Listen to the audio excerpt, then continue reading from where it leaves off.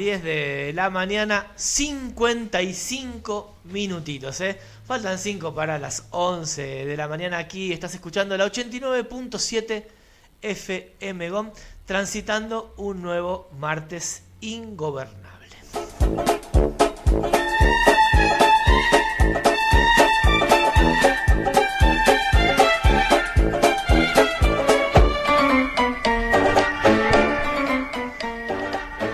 Bueno, es el momento, como todos los martes, de darle la bienvenida aquí a nuestro querido Fede D'Angelo, quien está ya en vivo acá, con micrófono preparado, todo. Falta el mate que ahí viene. Fede, ¿cómo andas? Bien, el mate, ¿cómo va? Todo bien, bastante más cálido. Arrancó la semana, ¿no? Aflojó un poquito después de esa nevada que nos tuvo. Nada que ver, ¿no? Fue dura la otra semana. Viste que cuando me fui hice referencia que fue una nevada, no fue como la del Eternauta, una nevada que mataba y nos invadía el mal. Esta nevada parece que fue benéfica porque fíjate que arrancamos esta otra semana casi con el veranito de San Juan y además con la mejor noticia que uno puede tener, que es la restitución de la identidad de un nuevo nieto por parte de las abuelas de Plaza de Mayo. Eso realmente es una luz que a mí en lo particular ilumina en este tiempo de oscuridad la vida y el camino.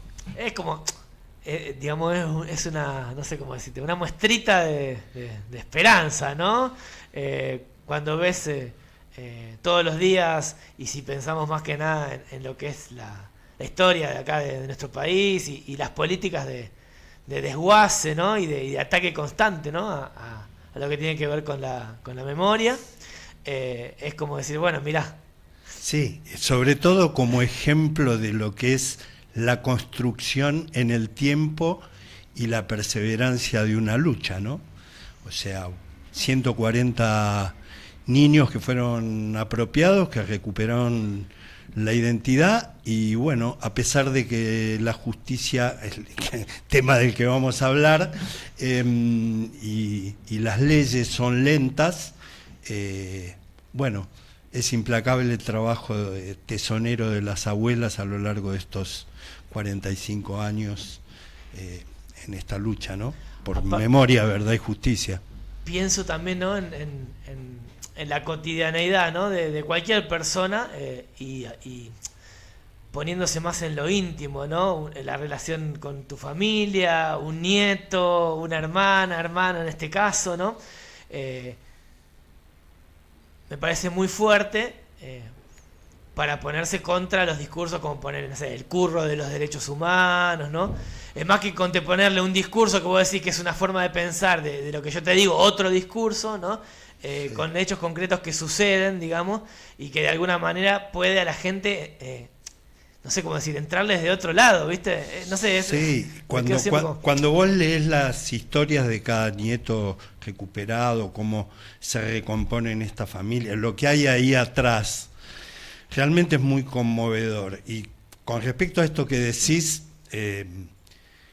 realmente alguien que habla tan a la ligera como de los curros de los derechos humanos o el negacionismo, yo tengo la desgracia, voy a decir la desgracia porque era joven pero viví el gobierno cívico militar en el año 76, tengo compañeros de escuela desaparecidos que sus familias nunca pudieron saber dónde fueron asesinados, ni mucho menos dónde están sus cuerpos, con lo cual a cualquiera que escuche, si quiere historias de primera mano, me puede preguntar porque lo viví, y entonces la verdad cuando escucho a alguien hablar a la ligera de ese drama que vivimos como sociedad, realmente me subleva, ¿no? Es muy triste. Pero bueno, como decís, la esperanza y la luz que genera la perseverancia y la lucha tanto de las madres como de las abuelas en todos estos años, y todos los que acompañamos ese pedido de memoria, verdad y justicia.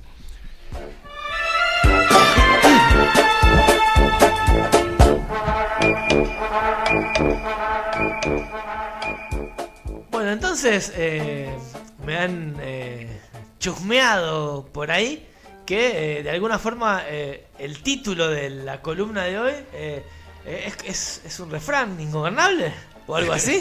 ¿Cómo sería? Bueno, viste que venimos hablando del Estado, de la justicia. Primero se iba a llamar el Estado, la justicia y otras trampas.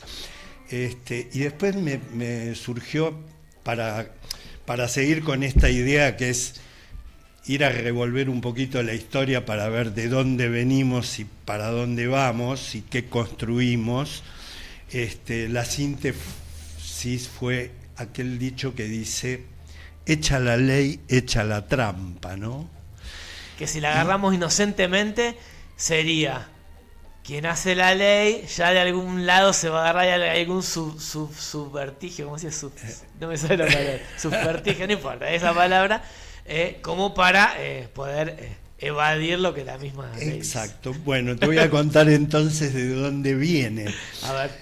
Resulta que cuando éramos colonia, nosotros dependíamos del Virreinato del Río de la Plata, entonces todas las mercancías estaban obligadas a ir a Panamá, entrar por el Caribe, por tierra pasar al Pacífico y ser embarcadas, o bien ser embarcadas al puerto de Lima, en el capital del Virreinato del Perú, o por tierra, ¿te imaginas? En esa época por tierra hasta Perú las mercancías. Entonces, y después de ahí se repartía a las colonias, con lo cual las mercancías que acá se necesitaban para subsistir, que tenían que hacer todos esos trayectos, llegaban sobrevaloradas, caras.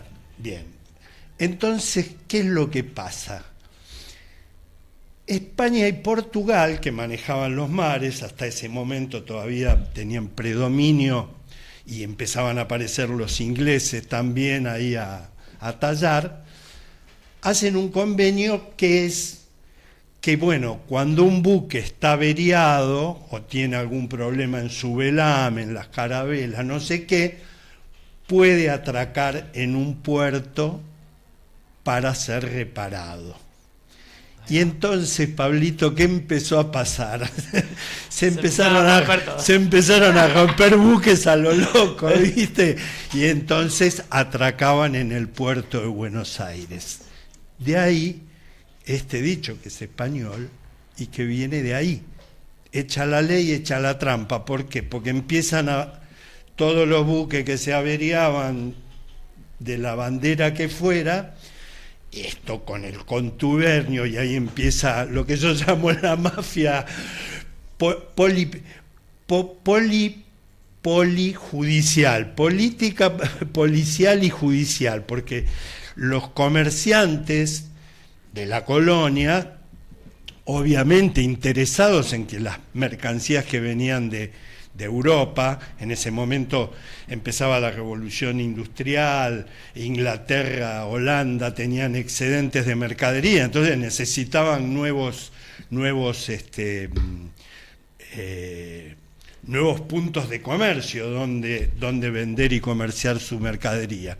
Entonces empezaron a averiarse buques de una manera impresionante, con la vista gorda de las autoridades, tanto españolas como criollas del Cabildo de Buenos Aires, porque de una manera todos se beneficiaban en que si se tenían que poner una tricota, un pullovercito hecho en Inglaterra, no tuviera que ir, o en España, en Cádiz, no tuviera que ir a Panamá, de Panamá cruzar al Pacífico, del Pacífico a Lima y después bajar en carretas acá. El pullover te salía una fortuna, ¿viste? Entonces, bueno, echa la ley, echa la trampa, y así arrancamos nuestra historia nacional con una matriz contrabandista. Sin más, porque después esa pelea por el control de ese comercio del contrabando que se institucionaliza va a durar hasta nuestros días. Fíjate que esta semana, mira, hoy se vuelve a hablar de un avión que llegó el otro día con una amiga de Milei, con 10 valijas que nadie controló en la aduana, con un telefonito, un llamado, y viste, entonces te acordás de las valijas de Antonini Wilson en la época del kirchnerismo, y va más atrás, y la valija de Amira Yoma. Resulta que hay también un tema ahí con la aduana y con lo que entra, lo que no entra, lo que se controla y no se controla, que viene desde que nos constituimos como nación. Bien, a partir de ahí quería entrar un poquito a la historia de lo que es la justicia, ¿no? Bueno, hay incipientes instituciones judiciales en este camino hacia constituirnos como Estado, las Provincias Unidas, hasta que llegamos a 1853, donde, bueno, se hace nuestra primera Constitución Nacional, y la Constitución Nacional dice, bueno, había habido algunos intentos en la Asamblea del año 13, normas que los cabildos dictaban, pero bueno, llegamos a ese momento fundacional, se firma la Constitución y se dice, bueno, vamos a crear, el poder se va a dividir en poder ejecutivo, legislativo y judicial, vamos a hacer una Corte Suprema de Justicia.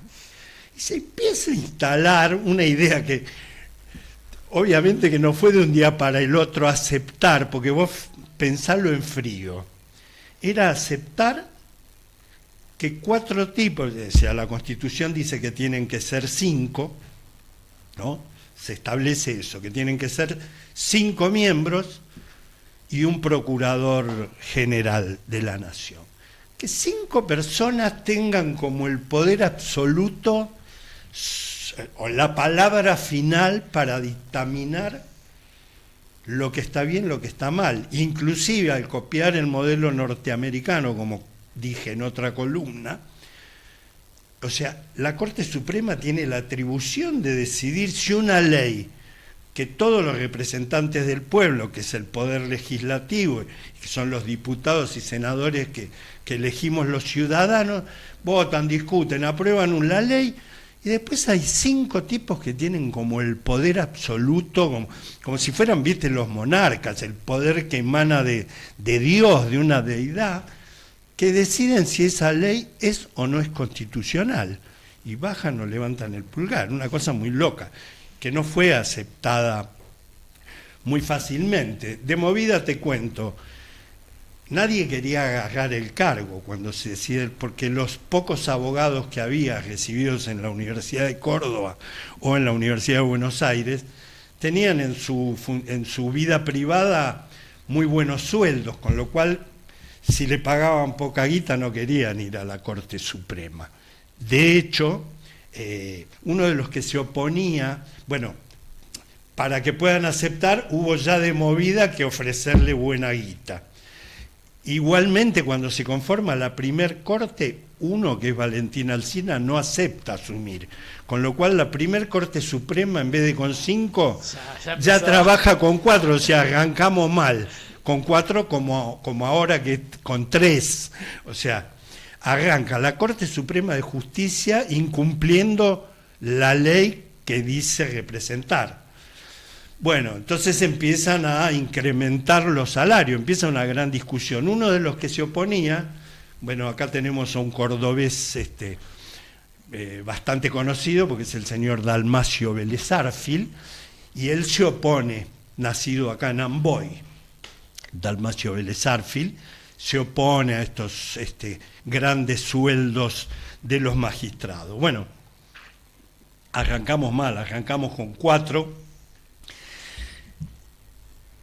Viene donde se ubica la Corte, hablando de estas cosas medio sádicas que tenemos en nuestra historia, viste, como te contaba, el Palacio de los Tribunales lo hacen en lo que era el Arsenal de Buenos Aires, o sea, un verdadero pelotón de fusilamiento, y lo hacen, le ponen a el predio donde está ubicado la Plaza Lavalle, y esa era la residencia de la familia Dorrego, a quien Lavalle fusiló. La primer Corte Suprema de Justicia, ¿dónde funciona? Mirá, está ubicada en la calle Bolívar, entre Moreno y Belgrano, ahí en pleno, a pasitos de la Plaza de Mayo, pero era la vivienda donde muchos años de su gobierno habitó Juan Manuel de Rosas, que había sido derrocado.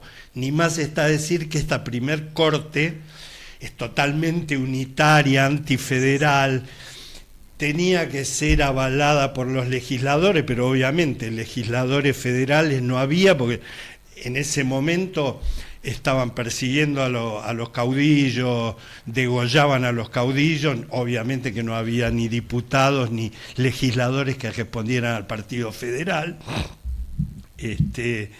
Así que, bueno, esta es otra de las perlitas, ¿no? Lo instalan a funcionar en la casa de Juan Manuel de Rosas. El clima de época, entre 1862, que empieza a funcionar, o sea, 10 años después, recién empieza a funcionar la Corte, hasta el año 1868, para situarte en época, hay nada más que 107 revoluciones o revueltas y más de 4.700 muertos en las provincias, en lo que es la República Argentina, en un país que en ese momento tenía 1.800.000 habitantes. En esa primer corte también tenemos un integrante ilustre, ya lo mencioné en otra columna, que es Salvador María del Carril, que fue el ideólogo e el instigador del fusilamiento de Dorrego. Era quien le llenaba la cabeza. Siempre hay una conjunción en este tipo de contubernios de civiles y militares. Y ya vas a ver que también siempre hay algún cura involucrado que bendice las matanzas, lamentablemente. Para que te des una idea de esto que te estoy diciendo, cuando acontece en el siglo XX el primer golpe de Estado, que es el golpe de Estado de 1930 de Uriburu, comienza la Corte Suprema, instala una cosa que va a durar todo el siglo XX y avalar todos los golpes militares, que es la doctrina de los gobiernos de facto. ¿Qué significa esto? Ese primer golpe no no disuelve la Corte Suprema de Justicia, pero la Corte Suprema de Justicia hace la vista gorda y dice que esto, bueno, puede ser así en algunas ocasiones. Viste, como siempre te digo, siempre es en nombre del orden, el progreso, en nombre de la democracia, de Dios y de vaya a saber qué otra cosa. Otro datito, viste que siempre te digo que los nombres se repiten. ¿Sabes quién era, cómo se llamaba el procurador general de esa Corte Suprema que avaló ese primer golpe de 6 que hubo en el siglo XX? Horacio Rodríguez Larreta, el abuelito de Horacio Rodríguez Larreta hoy. ¿Ok? Tremendo. O sea...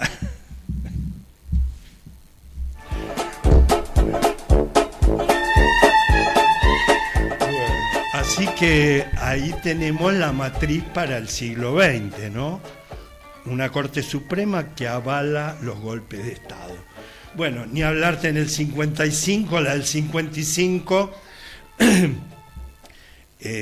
obviamente lo primero que hace son dos cosas el golpe del 55, además de bombardear gente, como ya contábamos, fusilar gente en basurales, la persecución, una ley que prohibió, un decreto que prohibió la palabra Perón, disuelve la Corte Suprema de Justicia,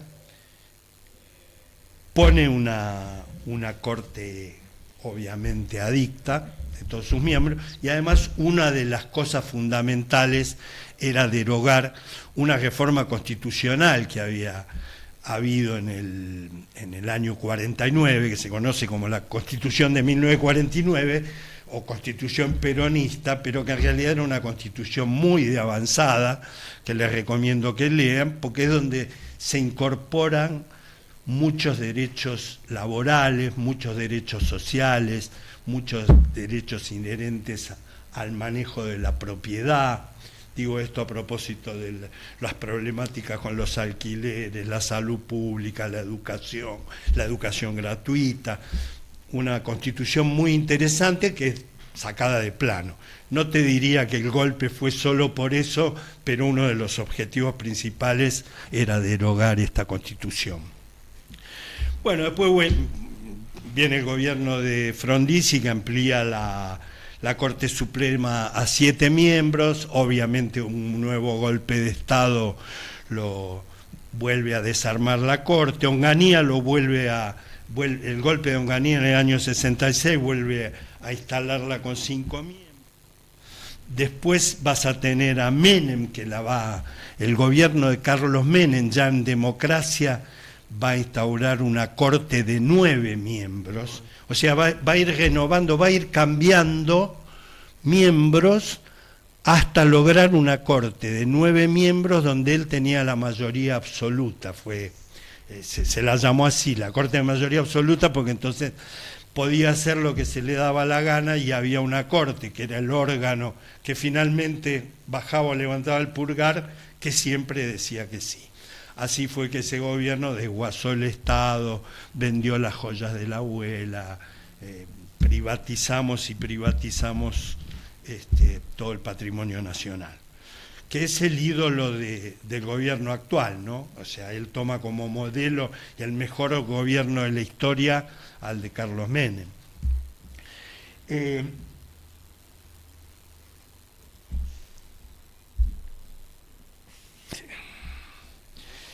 Videla, el golpe del 76, nos vamos 10 años después, vuelve a primer acto de gobierno, disuelve el Congreso, obviamente, y disuelve la Corte Suprema de Justicia de la Nación.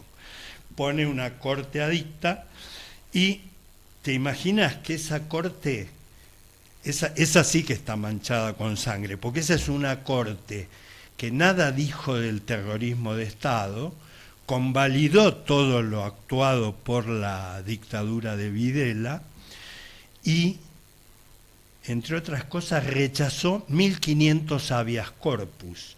O sea, la gente cuando tenía un familiar desaparecido, los abogados presentaban habeas corpus y este poder supremo de la nación, que es la Corte Suprema, rechazó 1.500 habeas corpus durante la dictadura militar.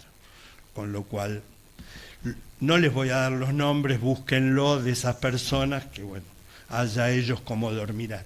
Y cuando te digo esto de que siempre, todos estos golpes siempre han tenido una pata cívica y han tenido una pata eclesiástica, vos fijate que cuando se logra enjuiciar a los cabecillas de ese sangriento golpe militar, que fueron los comandantes en jefe, entre los que hay detenidos está el cura Bombernis. Hay varios curas célebres que bendecían los vuelos de la muerte, o sea, estaban sabiendo de lo que estaba pasando, recibieron a familiares y con evasivas hacían la vista gorda de la crueldad de lo que estaba sucediendo, ¿no? Por eso te decía que cuando uno mira en la perspectiva la aparición de un nuevo nieto, realmente para los que vivimos aquel horror es una luz de esperanza y una caricia en el alma, ¿no?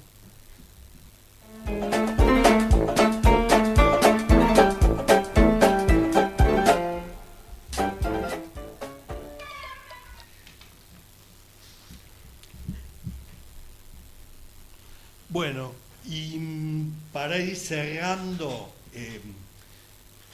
te diría que yo particularmente lo creo así, la corte más ejemplar que tuvimos es la corte que se armó en el 2003, después del estallido del 2001, se arma una corte, o sea, Néstor Kirchner firma un decreto para que la corte sea con participación ciudadana, o sea, las universidades, los académicos proponían a los miembros de la corte y además eran votados y elegidos y avalados sus pliegos por el Congreso de la Nación. Y además se respetaba la paridad de género, claro. Con lo cual tuvimos una Corte Suprema que yo creo que a la luz del estudio de la historia es de las mejores, donde está Carmen Argibay, donde está Nolasco, donde está el juez Zaffaroni, bueno, Carlos Fay, que ya venía de antaño, pero bueno, hay una corte que no fue una corte adicta ni kirchnerista, porque Zaffaroni, si estudian la historia, que le dicen el juez K, lejos está de ser el juez K, tiene hasta pleitos judiciales con la familia Kirchner, o sea, nada que ver. Y además fue un proceso transparente y no fue en la oscuridad, porque todas las Cortes Supremas siempre fueron elegidas y designadas entre bambalinas.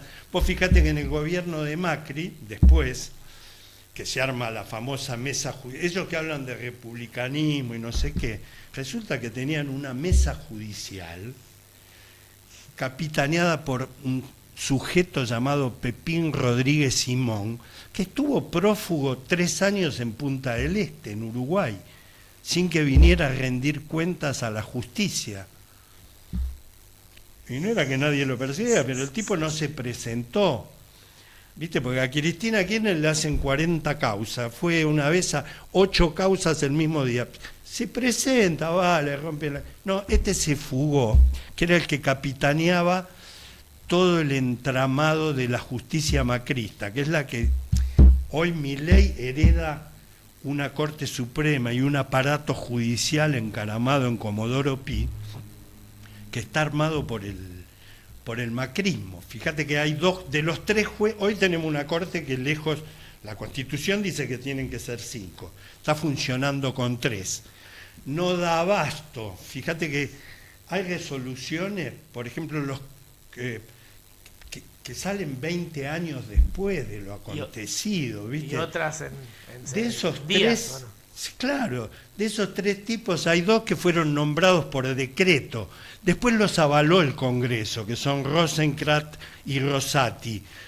Pero los tipos que son jueces y que la Constitución dice que tienen que ir a concurso y estar avalados por los representantes del pueblo, que son los senadores y diputados, aceptaron de la noche a la mañana y juraron a oscura, como el último también que hubo, que puso Milei, en un cuartucho a espaldas del pueblo, y aceptaron ser designados jueces de la Corte. Después fueron convalidados, hoy integran esa Corte, y para que te des una idea, esto que te digo de los procesos que duran 30 años, 40 años, en el año pasado la Corte decidió convalidar la condena a 4 años de prisión del que era el jefe policial y el secretario de Seguridad en el 2001. O sea, cuando el país estalla por el aire, hacen un operativo de represión, hay hasta un muerto en las escalinatas del Congreso, otro en el Obelisco, 40 muertos en todo el país. Había un señor que se llamaba Matop, que también tiene un papá que estaba... En aquellos... estuvo en el año 30, los nombres se repiten, y en las bombas que ponían en el 55 también. Este Matop, la Corte Suprema en el año 2024 dice, primero la condena es a 4 años de prisión, cuando se cargaron a 40 compatriotas que murieron en las calles en la represión estatal del 2001. Recién 20 años después lo condenan a 4 años. ¿Eso será justicia? Y así te puedo nombrar montones de casos. Cuando hablo de Sturzenegger, que tuvo Sturzenegger siempre el poder protegiendo a las élites gubernamentales y políticas y económicas y empresariales. Sturzenegger era directivo económico de YPF durante el menemismo, cuando desguazaron la empresa y después se la entregaron a los españoles y después la fundieron. Y después estuvo con De la Rúa en el megacanje. ¿Qué es el megacanje? Búsquenlo, estudienlo, pero sintéticamente era un negociado de pedalear la deuda, llenar de bonos, de esas cosas que los mortales no entendemos, le LIC, le BAC, le LOC, el Bonex, el Bonequex, el Bonichux. Nosotros vamos, compramos milanesa. Todos esos negociados los hacen estos ñatos, los Caputo, los Sturzenegger, que después son juzgados, pero después, como la justicia tarda tanto, la causa prescribió y zafó de que fuera enjuiciado. Tiene hasta su secretaria privada le hizo causa por acoso y abuso sexual. También el poder los protege, se reciclan, aparece con De la Rúa, después aparece con Macri y Sturzenegger como presidente del Banco Central y del Banco Ciudad, y ahora es el que acabas de leer, Pablito, va a desguazar, entre otros. Bueno, primero es el creador de la ley base, que está destrozando el Estado Nacional y el patrimonio de todos los argentinos. Y hoy específicamente, ya porque se le vence el tiempo, porque estos hacen todo lo más rápido, por eso decían, voy a hacer lo que hizo Macri, pero más rápido. Destruyen, y después se van corriendo. Desguazan la Dirección Nacional de Vialidad. Vos cuando eras chiquito ibas con tu papá en el auto. ¿No te llamaban, viste los carteles que tenían un cartelito? Llegamos a Mina Clavero y había un cartelito abajo en el palo que tenía la insignia DNB. Los carteles de señalización en la ruta, curva, no sé qué, DNB, la señalización de la ruta, la conservación de los caminos, de los puentes. Estaba hecha y está hecha por la Dirección Nacional de Vialidad. Esa memoria colectiva es la que están destruyendo, con la cantinela de que vamos a construir, combatir la corrupción, que serían dos cosas distintas, porque combatir la corrupción es agarrar un organismo del Estado, agarrar una empresa del Estado, agarrar y en todo caso el Estado y los legisladores darse la forma de depurarlas, de optimizar su funcionamiento, de controlarlas.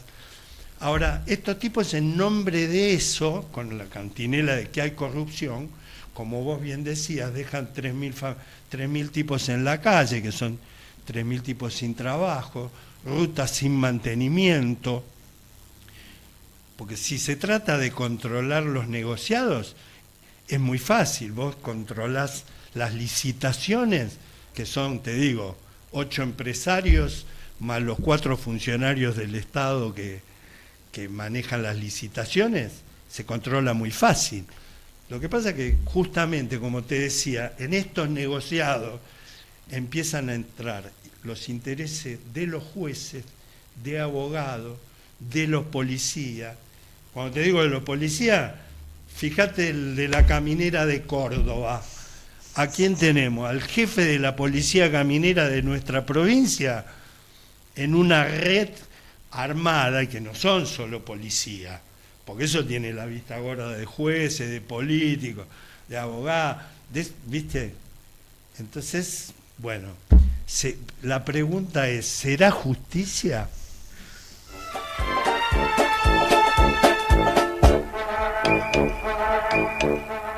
La dejamos picando, ¿no? La dejamos picando.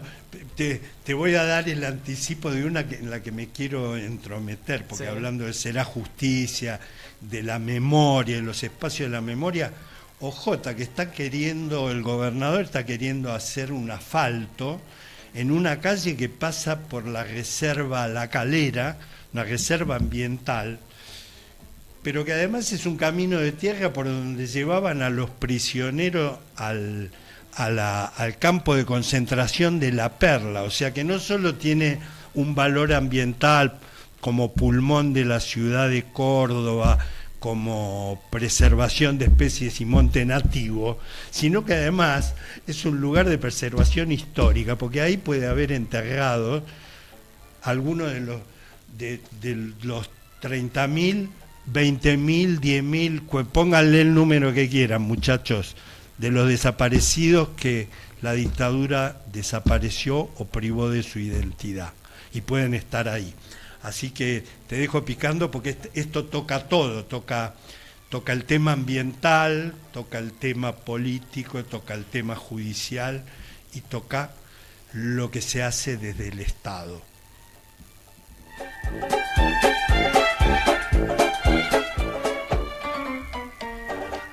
Bueno, Fede, muchas gracias. No sé, bueno, disculpen. Por decirlo de una forma. No, quédense con que el nieto 140 está entre nosotros. Eso es una alegría que ninguna oscuridad de ninguno de todos estos fantoches y personas miserables que he mencionado podrán empañar. Seguiremos luchando y trabajando como siempre por un mundo mejor. Ojalá que tengan una muy buena semana. Nos vemos.